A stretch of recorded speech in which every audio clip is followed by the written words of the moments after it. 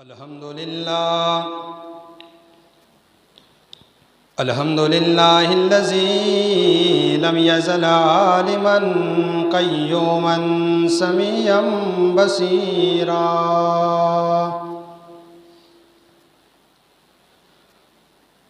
والصلاة والسلام على سيد الأنبياء والمرسلين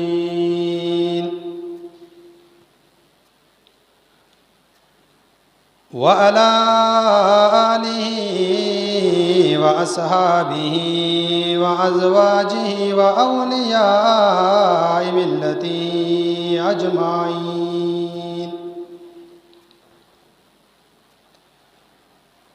أما بعد فأعوذ بالله من الشيطان الرجيم. بسم الله الرحمن الرحيم.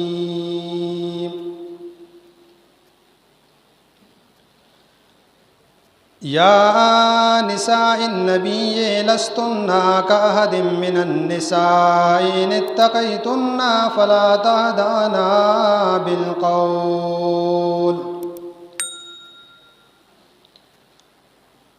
فليطمع الذي في قلبه مرض وقلن قولا معروفا.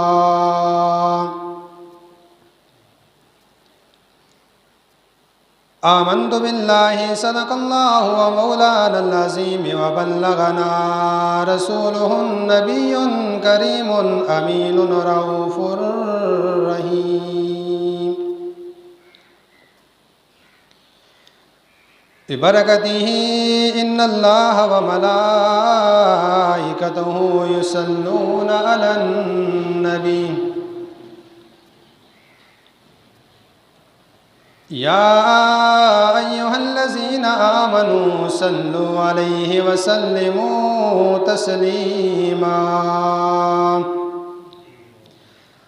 اللهم صل على سيدنا ومولانا محمد وعلى آل سيدنا محمد وبارك وسلم عليه. الصلاة والسلام عليك يا سيدي يا رسول الله وعلى آلك وأصحابك يا سيدي يا حبيب الله. الصلاة والسلام عليك يا سيدي يا نبي الله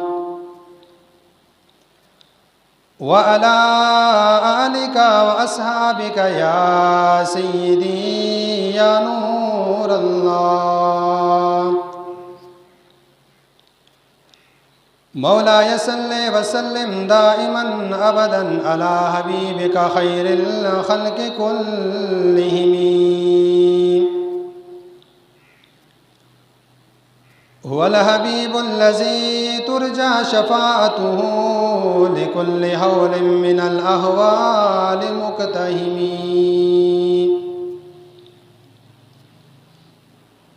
فاق النبيين في خلق وفي خلق ولم يدانوه في علم ولا كرم. منزه عن شريك في محاسنه فجوهر الحسن فيه غير منقسم. يا رب بالمصطفى بلغ مقاصدنا واغفر لنا ما مضى يا واسع الكرم.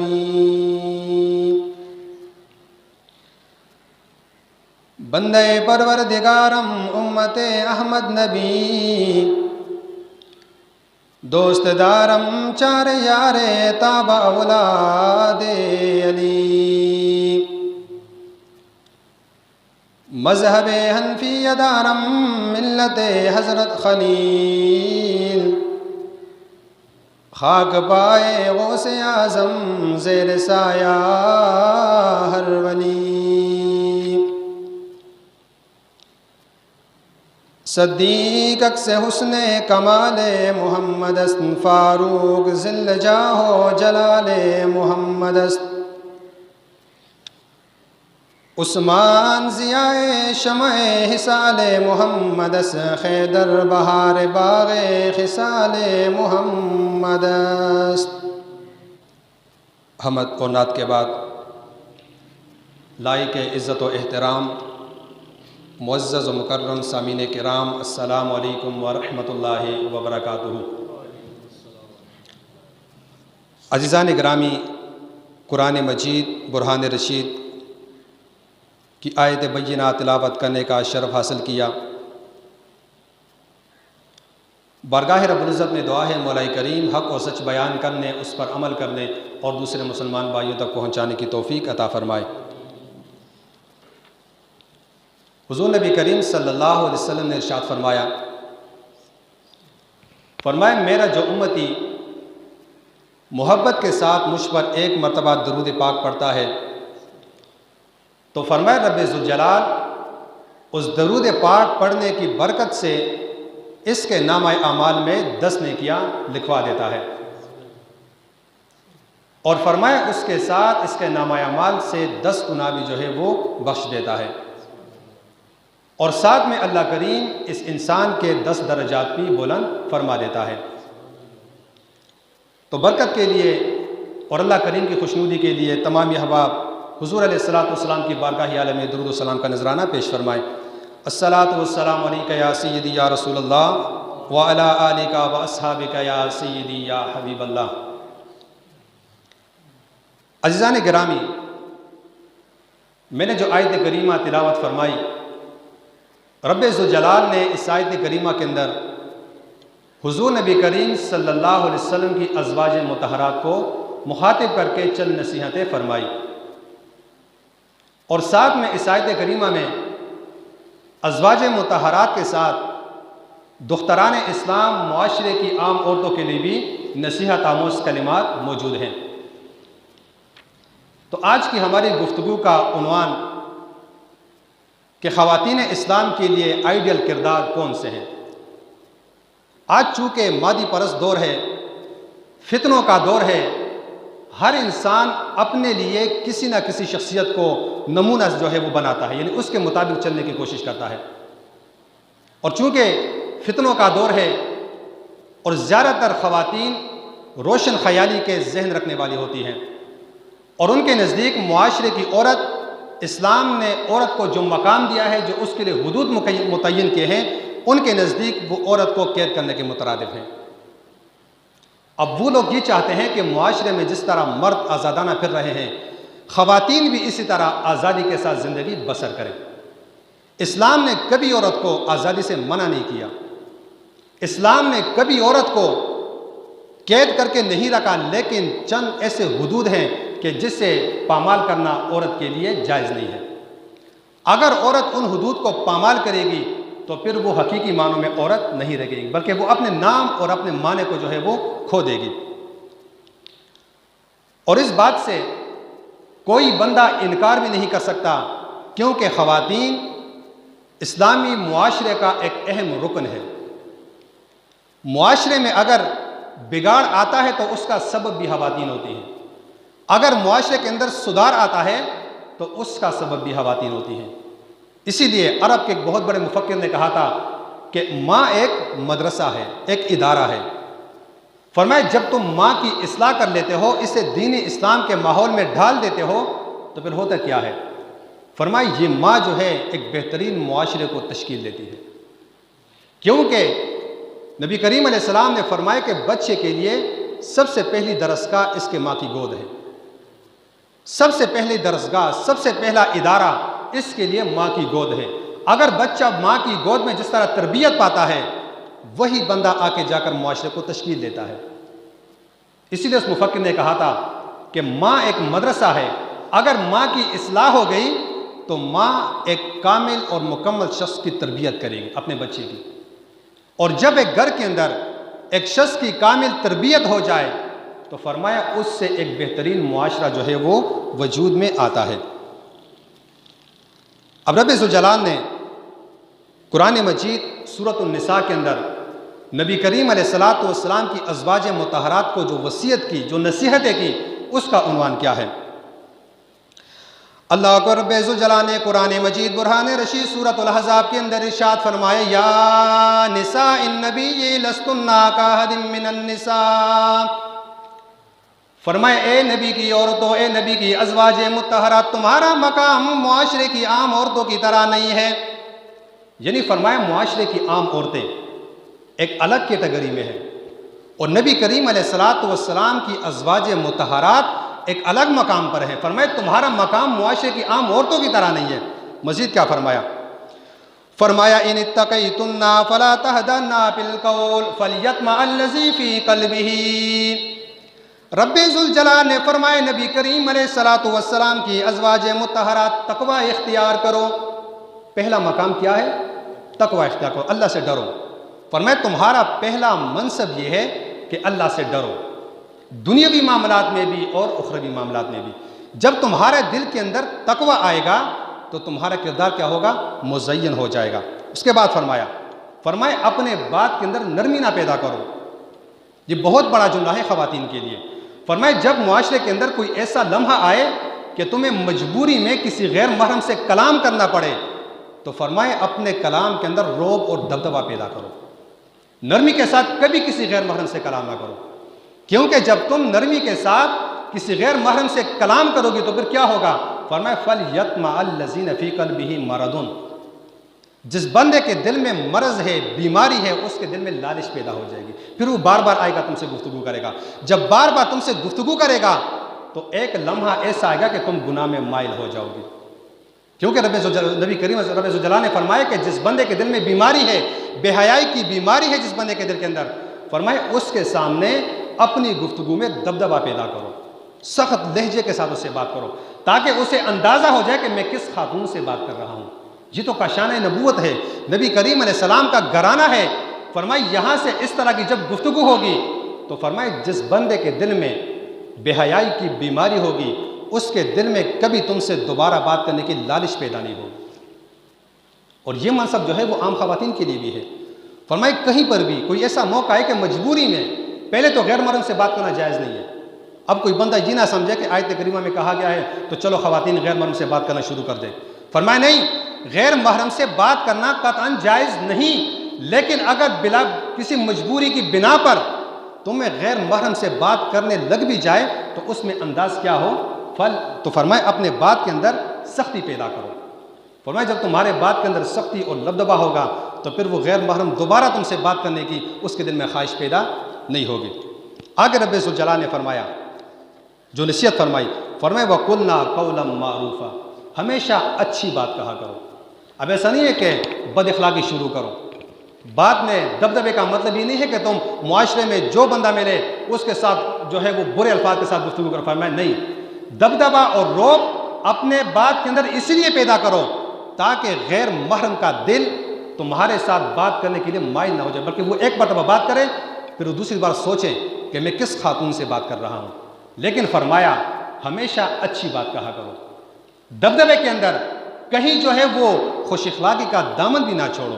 اب رب ذوالجلال نے مختصر سے آیت کریمہ کے اندر کتنی بڑی عظمت جو ہے وہ عورت کی بیان فرمائی، اور اللہ کریم نے قرآن مجید کے اندر خصوص کے ساتھ دو عورتوں کا ذکر کیا ہے، کیونکہ وہ دو عورتیں ایسے تھیں کہ جنہوں نے اللہ کریم کی تعلیمات پر بڑی سختی کے ساتھ عمل کیا تھا، وہ معاشرے کی عام عورتوں کی طرح نہیں تھی، اسی لیے رب ذوالجلال نے ان کا ذکر قرآن مجید کے اندر کیا۔ ان میں سے ایک فرعون کی بیوی تھی حضرت آسیہ رضی اللہ تعالیٰ عنہ، اور دوسری حضرت عیسیٰ علیہ السلام کی والدہ سیدنا مریم رضی اللہ تعالیٰ عنہ تھی۔ اب سنیے رب ذوالجلال نے ان دو خواتین کا ذکر کس انداز میں فرمایا۔ اللہ اکبر، رب ذوالجلال نے قرآن مجید برہان رشید کے اندر ارشاد فرمایا، ضرب اللہ مثلا للذین آمنوا امرأۃ فرعون۔ فرمایا رب ذوالجلال نے ایمان والوں کے لیے فرعون کی بیوی کی مثال بیان فرما دی۔ فرمایا ایمان کی پختگی کے لیے کہ ایک عورت کو ایمان پر کس طرح پختہ ہونا چاہیے، ایک عورت کے اعصاب ایمان کے لحاظ سے کتنے مضبوط ہونے چاہیے، اس کے لیے فرعون کی بیوی مثال ہے۔ فرمایا پڑھو ذرا قرآن کو، فرعون کی بیوی کی داستان پڑھو، میں نے اسے قرآن میں اسی لیے درج کیا ہے تاکہ قیامت تک آنے والی دختران اسلام کے لیے ایک نمونہ ہو، ایک آئیڈیل کردار ہو۔ فرمایا معاشرے کی کسی 2% کی عورت کے لیے اپنا کردار، اس کے لیے اپنا آئیڈیل نہ بناؤ، بلکہ اگر آئیڈیل بنانا ہے تو قرآن کے اندر موجود حضرت آسیہ کے کردار کو اپنے لیے آئیڈیل بناؤ۔ جب تم حضرت آسیہ کے کردار پہ چلو گی تو تمہیں انعام کیا ملے گا۔ اب آسیہ جو ہے وہ فرعون کی بیوی تھی، اس نے موسیٰ علیہ السلام کا کلمہ پڑھا تھا، دین موسیٰ کو اس نے قبول کیا تھا، چونکہ فرعون تو مسلمان نہیں تھا، اس نے تو خدائی کا دعویٰ کیا تھا۔ اب موسیٰ علیہ السلام لوگوں کو اللہ کی طرف بلا رہا تھا، اور فرعون کہتا ہے کہ میں تمہارا خدا ہوں، کیونکہ کھلاتا پلاتا میں ہوں تمہیں، زمین تمہیں میں دیتا ہوں، جائیداد تمہیں میں دیتا ہوں، تمہاری ساری ضروریات میں پورا کرتا ہوں، اور رب کہتے بھی اسے ہیں کہ جو تمہاری ضروریات پوری کرے، لہٰذا مجھے سجدہ کرو۔ اور چونکہ فرعون کا دبدبہ تھا، اس کا عروب تھا، لوگ اس سے ڈر رہے تھے، اس کے ظلم و ستم سے ڈر رہے تھے، اسی لیے لوگ جو ہے وہ اس کی عبادت کر رہے تھے۔ لیکن موسیٰ علیہ السلام نے جب اعلان تبلیغ فرمایا، اعلان نبوت فرمایا، تو فرعون کے گھر کے اندر سے فرعون کی بیوی نے اس کی شریعت کو قبول کیا۔ پھر فرعون نے کیا کیا؟ اس پر ظلم و ستم کے پہاڑ ڈولے۔ امام جلال الدین سیوطی فرماتے ہیں کہ ظلم ایسا کیا کہ اسے زمین پر لٹا کر اس کے ہاتھ اور پاؤں میں کیلیں ٹوک دی جاتی تھی، اور اسے دھوپ پر لٹا کر اس کے سینے کے اوپر باری باری پتھر رکھ دیے جاتے تھے، اتنا ظلم اس کے اوپر کرتا۔ لیکن اس انداز میں بھی اس خاتون نے اپنے ایمان کو کس طرح مضبوط رکھا۔ فرعون کے ظلم کو تو برداشت کیا، لیکن دین کو کبھی نہ چھوڑا۔ ظلم کو برداشت کیا لیکن دین پر کبھی آنچ نہ آنے دی۔ پھر اس نے رب کریم سے ایک دعا بھی کی تھی، اس آیت کریمہ میں رب ذوالجلال نے فرمایا، اللہ اکبر، رب ذوالجلال نے فرمایا اذا قالت ابنوا لی عندک بیتا فی الجنہ۔ فرعون کی بیوی نے رب ذوالجلال سے فرمایا، رب ذوالجلال، چونکہ فرعون نے مجھ پر بہت زیادہ ظلم کیے ہیں، میں نے دین اسلام کے لیے بہت زیادہ ظلم میں نے برداشت کیے ہیں، رب ذوالجلال اپنے ہاں جنت میں میرے لیے ایک گھر بنا دے۔ دعا کی رب ذوالجلال سے، فرمایا رب ذوالجلال ونجنی من قوم من فرعون وعملہ ونجنی من قوم الظالمین۔ فرمایا رب ذوالجلال مجھے فرعون اور اس کے عمل سے نجات دے دے، رب ذوالجلال مجھے فرعون کے ظلم سے نجات دے دے، فرعون کی ظالم قوم سے بھی مجھے نجات عطا فرما۔ دعا فرمائی، فرمایا رب ذوالجلال فرعون مجھ پہ ظلم کر رہا ہے، ظلم کے پہاڑ توڑ رہا ہے، رب ذوالجلال جب میں دنیا سے چلی جاؤں تو میرے لیے جنت میں ایک گھر بنا دے، اور رب ذوالجلال مجھے فرعون اور اس کے ظلم سے نجات عطا فرما دے، اور فرعون کے ظالم قوم سے بھی مجھے نجات عطا فرما دے۔ اب یہ فرعون کی بیوی تھی کہ جس نے ظلم بھی برداشت کیے، اپنے اوپر مصیبتیں بھی برداشت کی، لیکن کبھی حق کے دامن کو اسے نہیں چھوڑا۔ تو رب ذوالجلال نے قرآن مجید کے اندر دختران اسلام کے لیے یہ ایک آئیڈیل کردار پیش کیا کہ اگر کہیں دنیا کی زندگی میں ایسا موقع آئے کہ ایک طرف اسلام ہو، ایک طرف ظلم کے پہاڑ ہو، تو فرمائے فرعون کی بیوی کی مثال اپنے سامنے رکھ کر اپنے اعصاب کو مضبوط کرو اور ثابت قدمی کا مظاہرہ کرو، کیونکہ دنیا کے ظلم جو ہے وہ کچھ لمحے کے لیے ہوتے ہیں، دنیا فانی چیز ہے، اور آخرت کا اخروی منازل وہاں رب کریم تمہیں مقام دے گا۔ اب دنیا میں رب ذوالجلال نے فرعون کی بیوی کو جو مقام دیا اس کا ذکر بھی رب کریم نے اس آیت کریمہ کے اندر کیا۔ رب ذوالجلال نے قرآن مجید میں فرمایا فَقَانَتْ إِذَا تَفَرَّقَ عَنْهَا وَكُلٌّ بِهَا أَذَلَّتْهَا الْمَلَائِكَةُ۔ فرمایا جب فرعون نے جو آدمی مقرر کیے تھے، اگر اس کے سینے کے اوپر سے کوئی پتھر ہٹ جائے اسے دوبارہ رکھو، اگر کہیں پر اس کے ہاتھ پاؤں سے کوئی کیل اکڑ جائے تو اس کیل کو دوبارہ لگا لو۔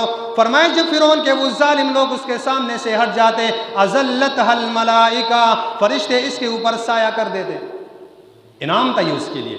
فرمائے جب فرعون کے لوگوں کا دھیان ادھر ادھر ہو جاتا تو رب کے ملائکہ اس کے اوپر سایہ کر دیتے تھے، کیونکہ اس نے دین کے لیے ظلم برداشت کیا، دین کے لیے تکالیف برداشت کی، تو رب ذوالجلال نے یہ انعام اسے دیا۔ فرمائے فرعون کی بیوی نے چونکہ مصیبتیں، تکالیف اور پریشانیاں برداشت کی تو میں قیامت تک اس کے کردار کو زندہ رکھوں گا، قیامت تک۔ اب دیکھو قرآن کا ہم ذکر مطالعہ کرتے ہیں، فرعون کی بیوی کس صدی میں گزر گئی تھی، لیکن آج بھی ہم قرآن میں اس کا تذکرہ پڑھ رہے ہیں، اور قیامت تک یہ قرآن باقی رہے گا، اور قیامت تک آنے والے لوگ اس کے کردار کو پڑھتے رہیں گے۔ تو فرمائے جو عورت بھی دین اسلام پر مضبوطی کے ساتھ ثابت قدم رہتی ہے، فرمائے رب کریم اس کے کردار کو رہتی دنیا تک جو ہے وہ قائم رکھتا ہے۔ ابھی تو فرعون کی بیوی کا تذکرہ تھا، دوسرا ذکر اللہ کریم نے مریم علیہ السلام کا کیا تھا، جو عیسیٰ علیہ السلام کی والدہ تھی، اتنی پارسا خاتون تھی کہ رب کریم نے اس کی پارسائی کا ذکر قرآن میں کیا۔ کیا ذکر کیا؟ سماعت فرمائیے۔ اللہ اکبر، رب ذوالجلال نے قرآن مجید میں فرمایا وَمَرْيَمَ ابْنَتَ عِمْرَانَ الَّتِي أَحْسَنَتْ فَرْجَهَا۔ فرمایا میں مریم بنت عمران وہ عورت تھی کہ جس نے دنیا کی زندگی میں اپنی پارسائی کی حفاظت کی تھی، وَنَفَخْنَا فِيهِ مِن رُوحِنَا وَصَدَّقَتْ بِكَلِمَاتِ رَبِّهِ وَكُتُبِهِ وَكَانَتْ مِنَ الْقَانِتِينَ۔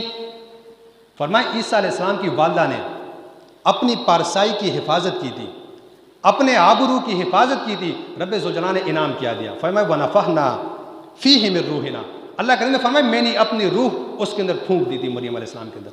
پھر مزید کیا فرمایا، وَصَدَّقَتْ بِكَلِمَاتِ رَبِّهَا وَكُتُبِهِ، اور مریم علیہ السلام جو تھی وہ اللہ کریم کے کتابوں کی تصدیق کرنے والی تھی، اللہ کریم کے احکامات کو ماننے والی تھی۔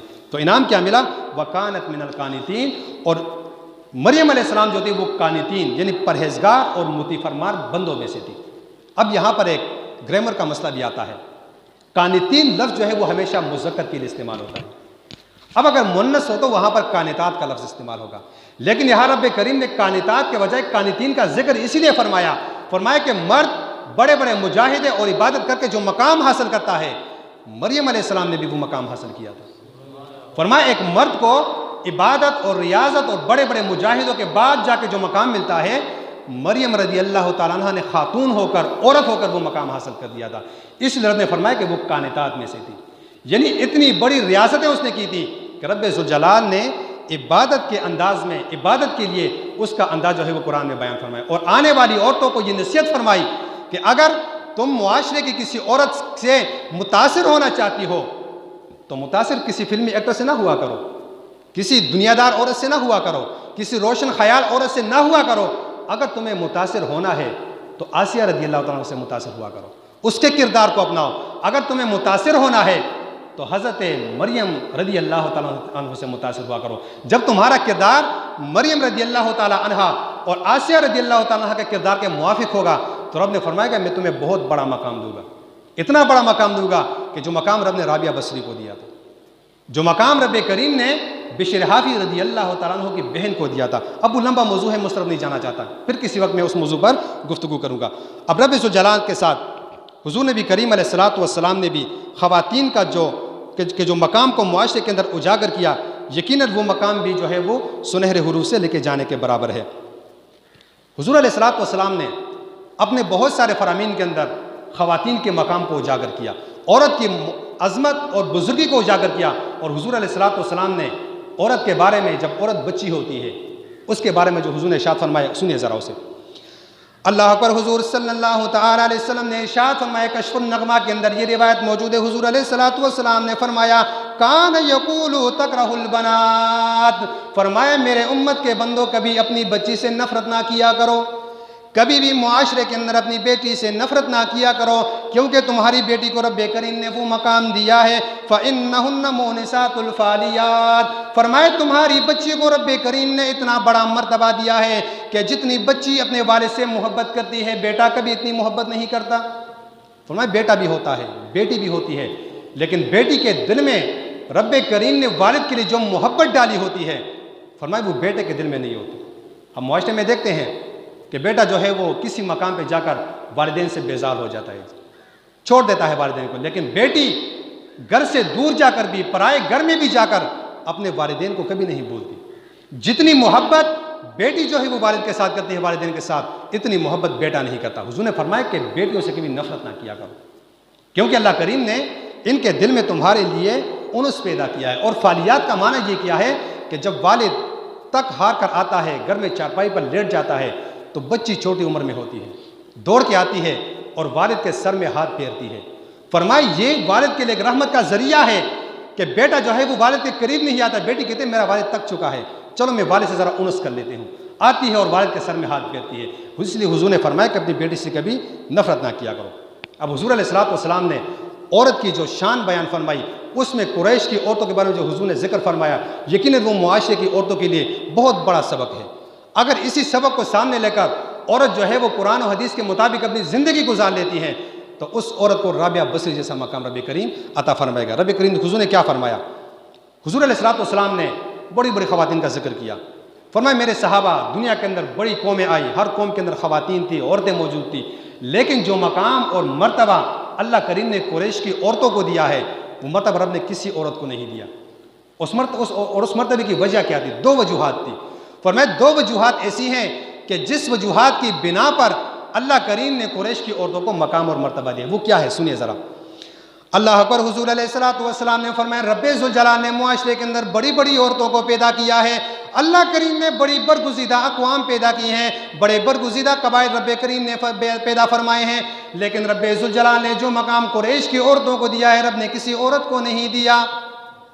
فرمایا وہ مقام کس وجہ سے ملا؟ دو وجوہات کی بنا پر۔ فرمایا رب ذوالجلال نے قریش کی عورتوں کو مقام اور مرتبہ دو وجہ کی بنا پر دیا ہے۔ پہلی وجہ یہ ہے اخناہ علی ولد فی صغرہ، فرمایا قریش کی عورتیں بچپنے میں اپنے بچوں سے بڑا پیار کرتی ہیں۔ فرمایا جس طرح قریش کی عورتیں بچپنے میں اپنے بچوں کے ساتھ محبت کرتی ہیں، فرمایا ایسی محبت کائنات کی کوئی اور دوسری عورت نہیں کرتی۔ اس لیے حضور نے فرمایا کہ بچوں کے ساتھ محبت کرو، بچوں کے ساتھ الفت کرو۔ جو بندہ چھوٹوں پہ رحمت کرتا ہے اللہ کریم اس پہ رحمت فرمائے گا۔ اور حضور نے دوسرے مقام پر بھی فرمایا جو بندہ ہمارے بچوں پہ شفقت نہ کرے، ان کے ساتھ محبت نہ کرے، ان کا ہمارے ساتھ کوئی تعلق نہیں ہے۔ اس لیے فرمایا کہ قریش کی عورتوں کو مقام اس وجہ سے ملا کہ وہ بچوں کے ساتھ بڑا پیار کرے۔ دوسرا کیا فرمایا وَرَآهُ عَلَى زَوْجٍ فِي ذَاتِ يَدِهِ، فرمایا قریش کی عورتوں کو رب ذوالجلال نے دوسرا مقام اسی لیے دیا کہ وہ اپنے خاوند کا بڑا احترام کرتی ہیں، خاوند کا بڑا احترام کرتی ہیں، خاوند کے مال کی حفاظت کرتی ہیں۔ فرمایا قریش کی عورتوں کو جو مقام اور مرتبہ ملا کائنات کی تمام عورتوں میں رب کریم نے انہیں اسی لیے ممتاز کیا۔ فرمایا قریش کی عورتیں ایک تو بچوں سے بڑا پیار کرتی ہیں، دوسرا اپنے خاوند کی بڑی عزت کرتی ہیں، بڑی تکریم کرتی ہیں، اپنے خاوند کی مال اور اس کی عزت کی حفاظت فرماتی ہیں۔ فرماتے جب کبھی دنیا میں موقع آئے تو وہ اپنے خاوند کی اچھائیاں بیان کرتی ہیں، کبھی اس کی برائیاں بیان نہیں کرتی، کبھی اپنی سہیلیوں کے پاس بیٹھ کر، کبھی اپنے محلے کی عورتوں کے پاس بیٹھ کر اپنے خاوند کے عیب نہیں بیان کرتے۔ فرمایا یہ اس کے اندر بڑی خصلت ہے۔ اب اس حدیث کے اندر حضور علیہ السلام نے عورت کا جو حق بیان کیا وہ کیا تھا؟ اپنے گھر کی حفاظت کرو، پہلے اپنے بچوں کی پرورش کرو، اپنے بچوں کی پرورش کرنے کے بعد اپنے بچوں سے محبت رکھو گھر کے اندر، اور بچوں کے ساتھ محبت رکھنے کے ساتھ ساتھ اپنے خاوند کی بھی اطاعت و فرمانبرداری کرو۔ فرمایا ان کی اطاعت و فرمانبرداری کرتی ہے اور اپنے بچوں کا خیال رکھتی ہیں، رب کریم اس عورت کو کیا مقام دیتا ہے۔ اب ہے نا جو روشن خیال عورتیں ہوتی ہیں، جو لبرلزم قسم کی عورتیں، وہ کہتی ہیں کہ عورت کو جو ہے وہ اس چار دیواری کے قید سے آزاد کرو، کہ عورت جو ہے وہ جہاں چاہے پھرے، جو مرضی کرے۔ فرمایا گھر کے اندر رکھنا یہ عورت کو قید کے مترادف ہے۔ لیکن حضور نے کیا فرمایا جو عورت گھر کے اندر رہتی ہے، اب لوگ کہتے ہیں نا کہ باہر نکالو، معاشرے میں بیچ عورتوں کو، جا کے وہ نوکریاں کرے، جا کے وہ کسی سرکاری یا پرائیویٹ ادارے میں ملازمت کرے، جہاں مرضی چاہے جو مرضی کرے، عورت کو جو ہے وہ چار دیواری کے قید کے اندر سے آزاد کرو۔ یہ کس کا نظریہ ہے؟ روشن خیال لوگوں کا نظریہ ہے۔ اس میں نقصان کیا ہے وہ بھی میں آپ کو بیان کر رہا ہوں۔ اور حضور نے فرمایا کہ عورت کا کام کیا ہے کہ گھر کے اندر رہے، اپنے بچوں کے ساتھ محبت کرے، بچوں کی پرورش کرے، اپنے خاوند کی اطاعت کرے، خاوند کی غیر موجودگی میں اس کے گھر کا خیال رکھے، خاوند کی غیر موجودگی میں اس کے مال کی حفاظت کرے۔ فرمایا رب مقام کیا دے گا، سنیے ذرا۔ حضور نبی کریم صلی اللہ تعالیٰ علیہ وسلم نے فرمایا قال النبی صلی اللہ تعالیٰ علیہ وسلم انہو لیس من امرات آطاعت وآدت حق زوجہا۔ حضور نبی کریم صلی اللہ تعالیٰ علیہ وسلم نے فرمایا جو عورت اپنے خاوند کے حق کو پورا کرتی ہے، اس کے کہنے کو مانتی ہے، وَتَذَكَّرُ حَسَنَاتِهِ، اور وہ عورت جو اپنے خاوند کے جو ہے وہ نیکیوں کو بیان کرتی ہے، اس کی اچھائیوں کا تذکرہ کرتی ہے، خاوند کی اطاعت کرتی ہے، اس کے کہا کو مانتی ہے، تو فرمایا کیا ہے وَلَا تَخُونُهُ فِي نَفْسِهِ وَمَالِهِ، وہ عورت کبھی اس کے جان میں اور اس کے مال کے اندر کبھی خیانت نہیں کرتی۔ فرمایا خاوند اس کے بعد جو پیسے وغیرہ رکھ لیتا ہے، جو اس کے بعد دولت وغیرہ رکھ لیتا ہے، فرمایا وہ اس کی حفاظت کرتی ہے، کبھی اس کے اندر خیانت نہیں کرتی، اور اپنے نفس کے اوپر بھی کبھی خیانت نہیں کرتی، اور مرد کی عزت کے اندر بھی کبھی خیانت نہیں کرتی، تو اسے مقام کیا ملے گا؟ حضور علیہ السلام نے فرمایا وَكَانَتْ بَيْنَهَا وَبَيْنَ الشُّهَدَاءِ دَرَجَةٌ وَاحِدَةٌ فِي الْجَنَّةِ، فرمایا رب ذوالجلال جنت کے اندر اس عورت کے درمیان اور شہید کے درمیان ایک درجے کا فرق رکھے گا، ایک درجے کا فرق۔ شہید کا کتنا بڑا مقام ہے، شہید جو ہے وہ ہتھیار اٹھائے گا، جائے گا میدان جہاد کے اندر، وہاں وہ زخم برداشت کرے گا، تلواروں کے زخم، تیروں کے زخم، اس کے بعد اسے موت آئے گی تکلیف کے حالت میں، تب جا کر رب کریم سے شہید کا مقام دے گا۔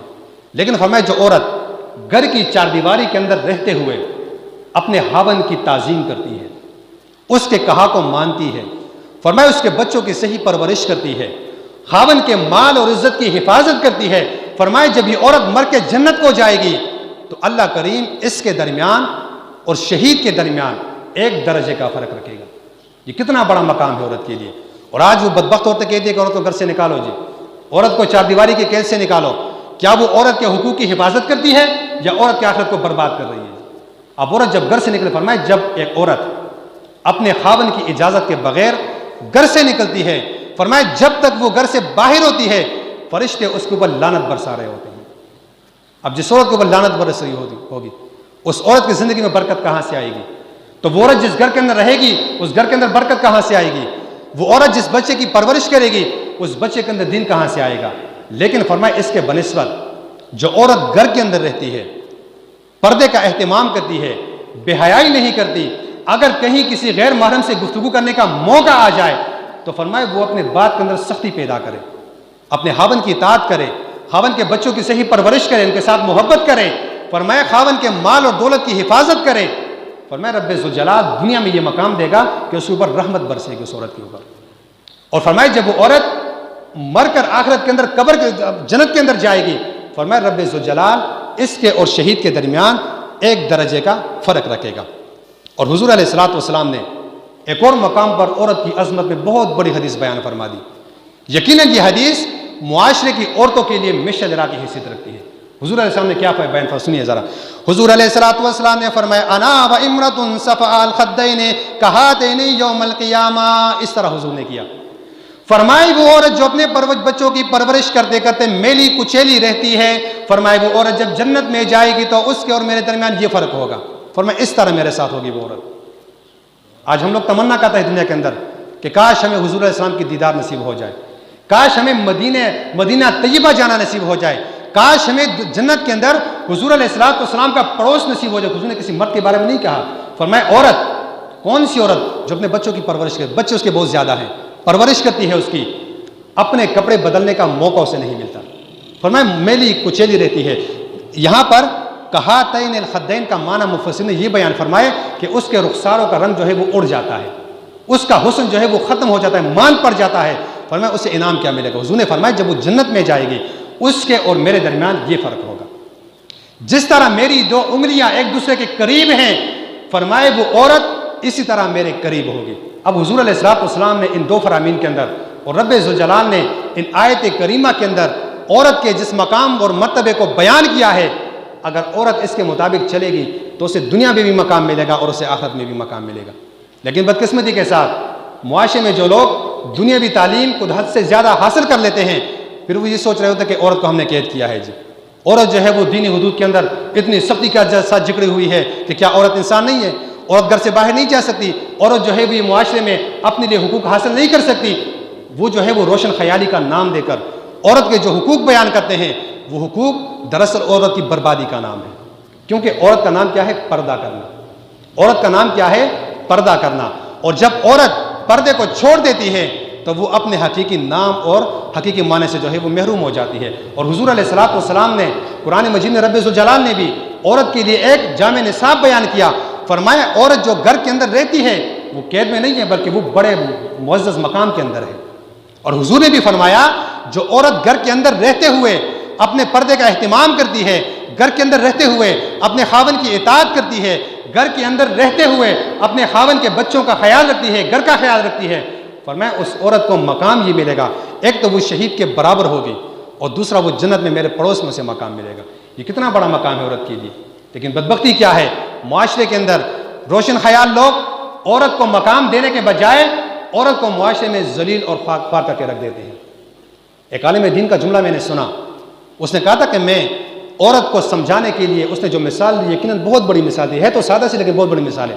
اس نے کہا جب ہم بازار جاتے ہیں، بازار سے ہم گوشت لے لیتے ہیں اور اسے شاپر میں ڈالنے کے بجائے ایسے ہاتھ میں پکڑ کے ہم راستے میں چل رہے ہوتے ہیں، تو ہوتا کیا ہے؟ چیل کوے اس کے اوپر جھپٹ رہے ہوتے ہیں جی، کتے اس کے اوپر حملہ کر رہے ہوتے ہیں۔ پھر ہم کہتے ہیں کہ اس میں قصور ہمارا تو نہیں ہے، ہمارا قصور ہے، کیونکہ گوشت کو چھپانے کے بجائے جب ہم سرعام لے کر گھوم رہے ہوتے ہیں تو کیل کبھی اس کے اوپر لازمی چپٹیں گے، یہ تو لازمی سی بات ہے کیونکہ وہ ان کی خوراک ہے۔ فرمایا یہی مثال ایک عورت کی ہے، اگر عورت بے پردہ معاشرے میں پھرے گی تو فرمایا اوباش نوجوان اس کی طرف دیکھیں گے بھی، اس کے ساتھ بری حرکتیں بھی کریں گے، لیکن جو عورت اپنے آپ کو پردے کے اندر چھپا کر پھرے گی، فرمائے کبھی معاشرے کا اوباش بندہ اس عورت کو بری نگاہ سے نہیں دیکھے گا۔ آج آپ دیکھتے ہیں نا ملک کے اندر کیا کچھ ہو رہا ہے جی، یہ پچھلے دنوں میں مینار پاکستان کے اوپر ہوا جی، ایک عورت کے ساتھ کئی نوجوانوں نے ہاتھا پائی کی، اور ہماری میڈیا نے اس بات کو کتنا پھیلایا، کتنا اس بات کو اجاگر کیا۔ وہاں پر بدبختی یہ تھی کہ کسی نے یہ نہیں کہا کہ یہ عورت غیر محرم کے بغیر وہاں کر کیا رہی تھی۔ شریعت تو یہ کہتا ہے کہ عورت اپنے محرم کے بغیر گھر سے باہر بھی نہیں نکل سکتی۔ شریعت نے تو حرمت مصاہرت کے اندر عورت پر جو رشتے حرام کیے ہیں اس میں تو سکا چچزاد بائی بھی شامل ہے۔ فرمائے عورت اپنے چچزائی ذات بائی سے بھی ہاتھ ملا کے سلام نہیں کر سکتی، ماموزاد بائی سے ہاتھ ملا کے بھی سلام نہیں کر سکتی۔ اپنے قریبی رشتہ دار کسی مرد کے ساتھ جس کے ساتھ اس کا نکاح جائز ہو اس سے وہ پردہ کرے گی، یہ حرمت مصاہرت ہے، یہ دینی مسئلہ ہے۔ لیکن وہاں پر وہ عورت غیر محرم مردوں کے اندر بے حیائی والا جب لباس پہن کے پھرے گی تو اس کے ساتھ اس طرح کا سلوک ہونا کوئی نئی بات تو نہیں ہے۔ اب میڈیا کے اندر ایک اینکر آ کر کہتا ہے جی مالک تیرا شکر ہے تو نے مجھے بیٹی نہیں دی۔ اب کتنی غلیظ بات اس بندے نے کی ہے تو وہ سید، میں اس کے بارے میں بات تو نہیں کرتا، لیکن ایک بات سمجھانے کے لیے وہ کہتا ہے کہ مالک تیرا شکر ہے تو نے مجھے بیٹی نہیں دی۔ اور حضور کیا بیان فرماتے ہیں؟ فرمائے بیٹی رحمت ہے، بیٹی جب گھر کے اندر آتی ہے رب کی رحمتوں کا نزول تمہارے گھر کے اندر ہوتا ہے۔ جب بیٹی تمہارے گھر کے آنگن میں پلتی ہے فرمایا اس بیٹی کے پلنے کے ساتھ اللہ کریم تمہارے گھر کے اوپر رحمتوں کا نزول فرماتا ہے۔ اور وہ کہتا ہے کہ مالک تیرا شکر تو نے مجھے بیٹی نہیں دی، کیونکہ دینی تعلیم کی کمی ہے۔ عزیزان گرامی، بیان کرنے کا مقصد اور مدعا یہ ہے کہ عورت کو اللہ کریم نے اور حضور علیہ السلام نے ایک بلند مقام دیا ہے۔ جب عورت اس مقام کے اندر اپنی زندگی گزارے گی تو وہ عورت جا کر رابعہ بصری پھر بنے گی۔ جب وہ عورت دینی معاشرے کے اندر اپنی زندگی گزارے گی وہی عورت جا کر حضرت بشر حافی کی بہن بنے گی۔ انشاءاللہ آئندہ جمعے کے اندر تفصیل کے ساتھ میں اس عورتوں کا ذکر کروں گا کہ جو عورتیں معاشرے کی دختران اسلام کے لیے آئیڈیل کردار رکھتی ہیں، انشاءاللہ اس کا تذکرہ میں کروں گا۔ رب کریم کے جناب میں دعا ہے کہ صحیح معنوں میں ہمیں دین اسلام پڑھنے کی، اس پر عمل کرنے کی، اپنے گھر والوں کو بھی دینی ماحول کے ساتھ وابستہ کرنے کی ہمیں توفیق عطا فرمائے۔ وما علینا الا البلاغ۔